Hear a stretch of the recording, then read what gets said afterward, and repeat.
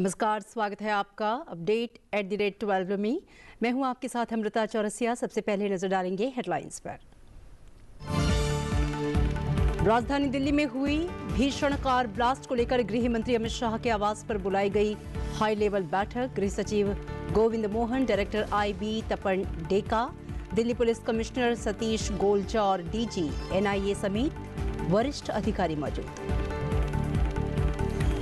खबरों में आगे बढ़ेंगे। दिल्ली में लाल किले के पास चलती कार में सोमवार शाम 6:52 पर जोरदार धमाका हुआ। ब्लास्ट इतना जोरदार था कि आसपास खड़ी गाड़ियों के परखच्चे उड़ गए। दिल्ली धमाके के बाद गृह मंत्री अमित शाह के आवास पर हाई लेवल बैठक शुरू हो चुकी है। इस बैठक में NIA के DG भी मौजूद हैं। धमाके में 12 लोगों की मौत हो गई है और 24 लोग घायल हैं। NIA की टीम मौके पर पहुंच गई है और जांच शुरू कर दी गई है। धमाके के बाद दिल्ली NCR को अलर्ट पर रखा गया है। केंद्रीय गृह मंत्री अमित शाह ने दिल्ली के लाल किले के पास हुए धमाके के घटनास्थल का दौरा किया। गृह मंत्री ने घटनास्थल पर मौजूद दिल्ली पुलिस कमिश्नर और अन्य वरिष्ठ अधिकारियों से स्थिति की जानकारी ली। गृह मंत्री अमित शाह धमाके में घायल हुए लोगों को देखने लोकनायक जयप्रकाश अस्पताल गए। उन्होंने डॉक्टरों से घायलों के स्वास्थ्य के बारे में जानकारी ली। गृह मंत्री ने कहा कि हर दृष्टि से मामले की गहन जांच शुरू हो गई है। उन्होंने कहा कि घटना की सूचना मिलते ही Delhi police special cell, crime branch, NIA, NSG, FSL की टीमें मौके पर पहुंच गई हैं और हमारी एजेंसियां धमाके के कारण का पता लगा रही हैं। गृह मंत्री ने कहा कि धमाके की सूचना मिलते ही प्रधानमंत्री नरेंद्र मोदी जी ने फोन कर घटना की जानकारी ली।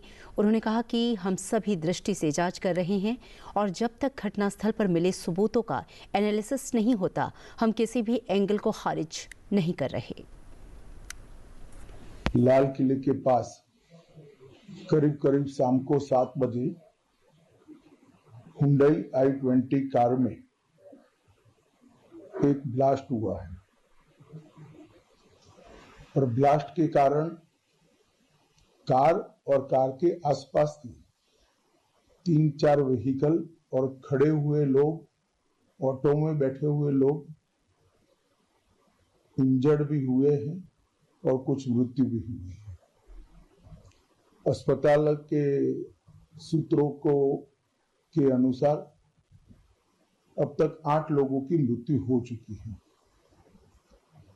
कुछ लोग इंजर्ड हैं, इनका इलाज यहां पर चल रहा है। हम सभी एंगल को खुला रखते हुए इसकी गहन जांच शुरू कर दी है। जैसे ही ब्लास्ट की सूचना मिली, Delhi police special cell, crime branch, NIA की टीम, SPG की टीम, FSL की टीम मौके पर पहुंच गई है और सभी प्रकार की जांच हम तेजी से कर रहे हैं। कुछ ही समय में मैं आशा करता हूं कि धमाके का कारण क्या है उसके निर्णय पर हमारी एजेंसियां पहुंच जाएगी और FSL की सीनियर मोस्ट टीम भी यहां पर पहुंची है। धमाके की सूचना आने के बाद तुरंत ही माननीय प्रधानमंत्री जी का मुझे फोन आया था। उसके बाद प्राथमिक इंफॉर्मेशन लेकर मैंने प्रधानमंत्री जी को भी ब्रीफ किया है। राष्ट्रपति द्रौपदी मुर्मू, उपराष्ट्रपति CP राधाकृष्णन और लोकसभा अध्यक्ष ओम बिरला ने दिल्ली विस्फोट में हुई मौतों पर शोक व्यक्त किया।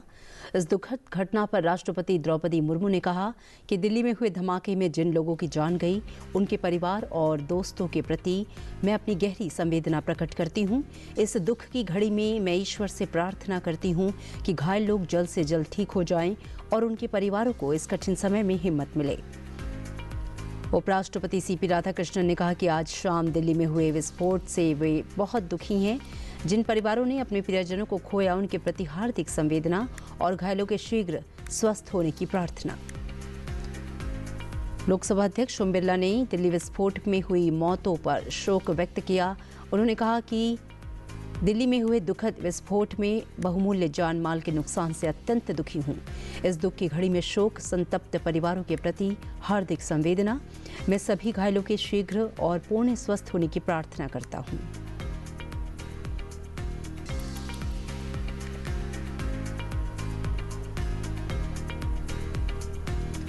और बिहार विधानसभा चुनाव के लिए दूसरे और अंतिम चरण के लिए मतदान जारी है। 11 बजे तक 33.38% मतदान हुआ।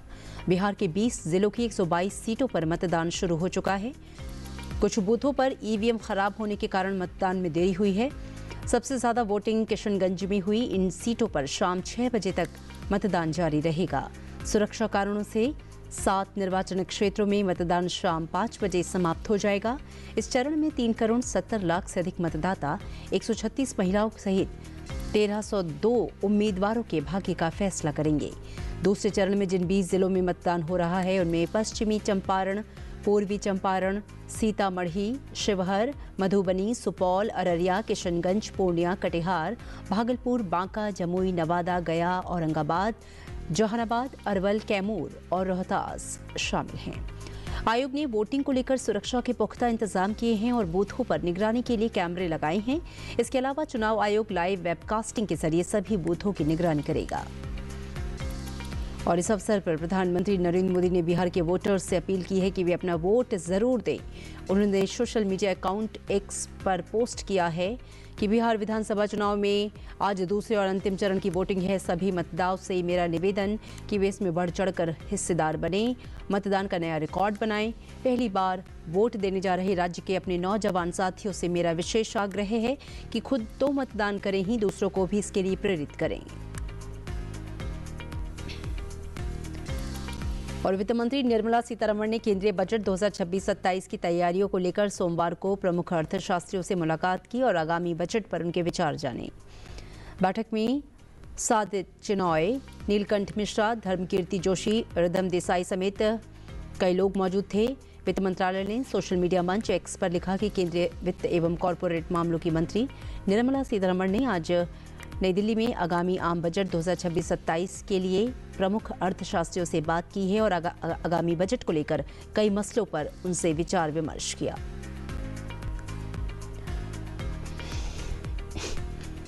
प्रधानमंत्री जनधन योजना, जिसका मकसद था हर भारतीय परिवार को बैंकिंग सिस्टम से जोड़ना, इस योजना के 11 साल में अब तक 56 करोड़ से ज़्यादा जनधन अकाउंट खोले जा चुके हैं, जिसकी वजह से ये योजना दुनिया का सबसे बड़ा फाइनेंशियल इंक्लूजन प्रोग्राम बन चुकी है।